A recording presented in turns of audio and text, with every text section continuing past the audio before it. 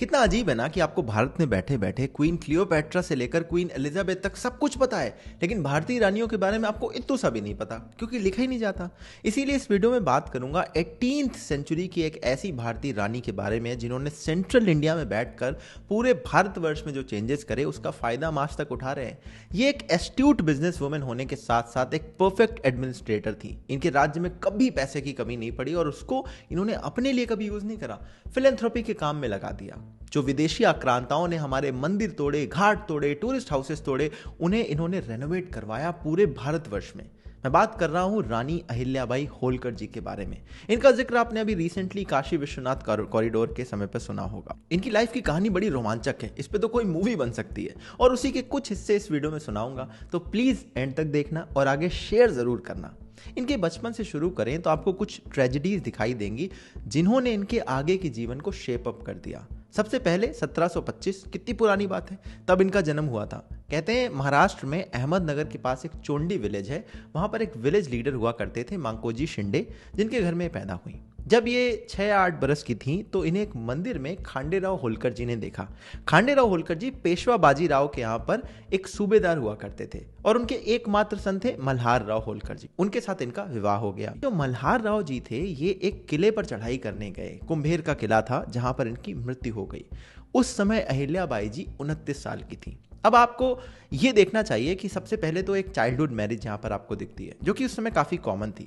उसके बाद 29 साल की एज में पति की मृत्यु, ये एक ट्रेजेडी है।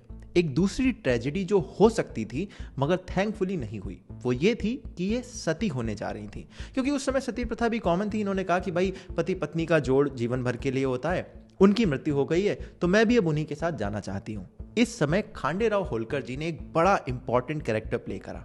इन्होंने कहा कि देखिए मेरे अकेले बेटे की तो मृत्यु हो चुकी है, आप भी अगर ऐसे सती हो जाएंगी तो मुझे अच्छा नहीं लगेगा, आप प्लीज ये डिसीजन ना लें।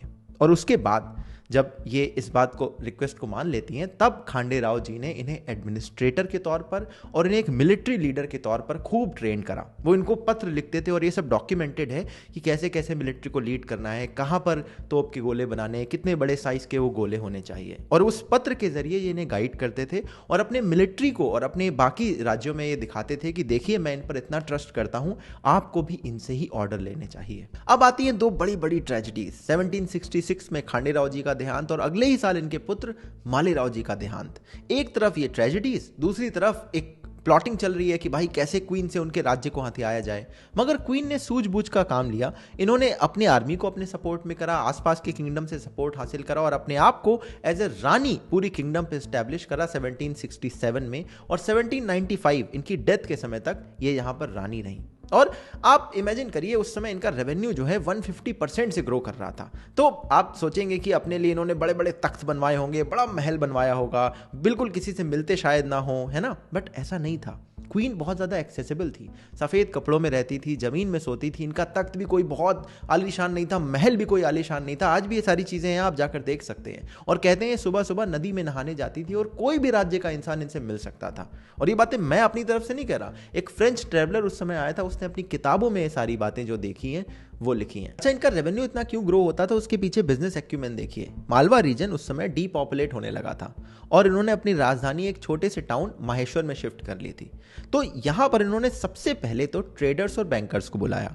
10 साल का उनको दे दिया टैक्स हॉलीडे। तो खूब सारा पैसा आया जो कर्ज पर मिलने लगा, तो किसानी बढ़ने लगी। और किसानी में भी रुई का खूब खेती हुआ करती थी। तो इन्होंने एक सिल्क डेवलप करने के लिए वीवर्स को इन्वाइट करा और एक माहेश्वरी सिल्क डेवलप करा जो आज भी बड़ा पॉपुलर है, खूब साड़ियां मिलती हैं इसकी। और ये सिल्क जब पेशवा लोगों को पता चला तो वो अपनी धोती भी यहीं से ऑर्डर करने लगे। तो इकॉनमी तो बूम होनी थी।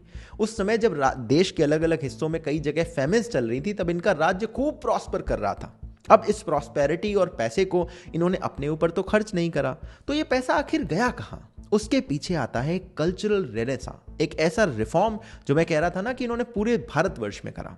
सोमनाथ हो, बद्रीनाथ हो, रामेश्वरम हो या काशी विश्वनाथ हो, ये सारे मंदिर जो पहले आक्रांताओं ने आकर अटैक करके तोड़े थे, उनका जीर्णोद्धार इन्होंने करवाया। हमारे काशी विश्वनाथ को भी जब औरंगजेब ने तोड़ा था, उसके 111 साल बाद जो दोबारा बनवाया वो इन्हीं रानी जी ने बनवाया, और बाद में उसके ऊपर जो सोना लगवाया वो महाराजा रंजीत सिंह जी ने लगवाया। और ऐसे कहते हैं तकरीबन 150 टेम्पल तो आप काउंट कर सकते हैं जो इन्होंने दोबारा से बनवाए, और कई सारे घाट बनवाए, कई सारे टूरिस्ट हाउसेस बनवाए।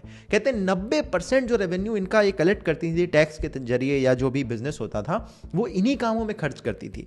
10% से ये जो अपना काम है, जो बाकी चीजें उस पर खर्च करती थी। इसीलिए आपको इनके महल में हीरे जवाहरात नहीं जड़े हुए मिलेंगे, मगर इतने बड़े बड़े तीर्थ स्थलों का जीर्णोद्धार का क्रेडिट इनको ही जाता है। कितना इंटरेस्टिंग है कि एक छोटे से परिवार में एक बेटी पैदा होती है, एक अर्ली एज में इनकी शादी हो जाती है, एक अर्ली एज में इनके पति की भी मृत्यु हो जाती है, इनके फादर इन लॉ इन्हें सती होने से बचाते हैं, और जब ये रानी बनती हैं तो अपने बिजनेस एक्यूमेंट से अपने पूरे की पूरे रेवेन्यू को तेजी से ग्रो करती हैं, साम्राज्य में प्रॉस्पेरिटी फैलाती हैं, मगर अपने लिए कुछ नहीं करती। जमीन पर सोती हैं, नदी में नहाती हैं, लोगों से मिलती हैं, और पूरे भारतवर्ष में उस समय मंदिरों का जीर्णोद्धार कराती हैं, जिसका आज भी हमें फायदा मिलता है। मगर अनफॉर्चुनेटली शायद ही कुछ रीजनल बुक्स में इनका जिक्र मिल जाए, मगर पूरे भारत में कई सारे अभी भी लोग हैं जिन्हें इनके बारे में कुछ भी नहीं पता। मुझे लगता है कि इनकी कहानी दूर दूर तक शेयर की जानी चाहिए। अगर आपको ये वीडियो पसंद आया तो प्लीज़ इसे आगे शेयर जरूर करें, लाइक करें इस वीडियो को, अपने थॉट्स नीचे कमेंट में लिखें, सब्सक्राइब करें इस चैनल को for more such videos ahead. और मैं आपसे मिलूंगा ऐसे किसी और इंटरेस्टिंग वीडियो में। तब तक के लिए अपना ध्यान रखिएगा। जय हिंद।